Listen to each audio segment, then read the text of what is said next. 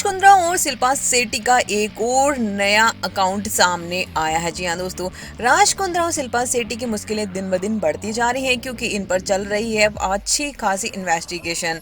ऐसी फिल्में और ऐप पर रिलीज करवाने के आरोप में फंसे राज कुंद्रा, उनकी पत्नी अभिनेत्री शिल्पा शेट्टी और मुश्किलें खत्म होने का इनका नाम नहीं ले रही हैं। आज तक के हवाले से बताया जा रहा है कि शिल्पा शेट्टी की मुश्किलें अभी खत्म नहीं हुई है, अभी तो शुरू हुई हैं क्योंकि धीरे धीरे कुछ सबूत इनके खिलाफ भी मिल रहे हैं। इन शिल्पा शेट्टी और राज कुंद्रा ने मिलकर एक और अकाउंट खोला था कि जॉइंट अकाउंट था जो कि पीएनबी अकाउंट में था, पीएनबी बैंक में था, जिसे राज कुंद्रा उनकी पत्नी शिल्पा शेट्टी दोनों ने मिलकर खोला था।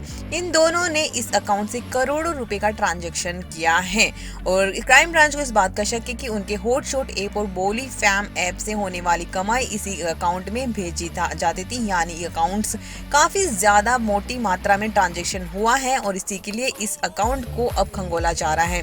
इस अकाउंट से डायरेक्टली नहीं बल्कि इनडायरेक्टली पैसों का लेन देन होता था।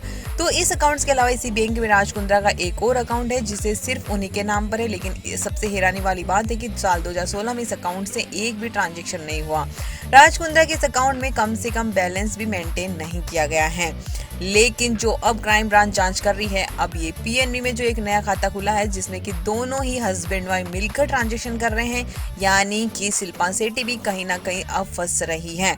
लेकिन अब यहाँ पर सामने सच्चाई जल्दी ही आएगी और आपको बता दें कि मुकेश खन्ना ने भी सामने आकर काफी बड़ा खुलासा किया और यहाँ तक उन्होंने ये भी कहा है कि भाई अब वो उनकी पत्नी है, उन्हें इतना तो पता ही होगा कि राज कुंद्रा ने आखिर अब तक किस तरह से पैसा कमाया है और वो किस किस तरह के काम करते हैं। 120% उन्हें पता ही होगा। वे उनकी पत्नी है तो शायद उन्हें पता भी होना चाहिए। आपको बता दें कि वियान जो कंपनी है उसमें से अभी जब केस हुआ है उससे पहले ही 2016-17 में ही शिल्पा शेट्टी ने उससे जो है अपना इस्तीफा दे दिया था और अभी शिल्पा शेट्टी जब पूछताछ हुई है उसमें भी काफी कुछ उन्होंने कहा है और साथ में ही जब उनके सामने जब राज कुंद्रा के सामने उनसे पूछताछ हुई तो वो फूट फूट कर रोने लगी क्योंकि अब उन्हें डर है कि अब सजा जरूर होगी और सारी सच्चाई लोगों के सामने जैसे ही आएगी तो ये पैसा तो धरा रह जाएगा लेकिन इनकी इज्जत जरूर मिट्टी में मिल जाएगी। ये सब तो आप लोगों को तब सोचना चाहिए ना जब आप ये लोग ऐसे काम कारनामे करते हो।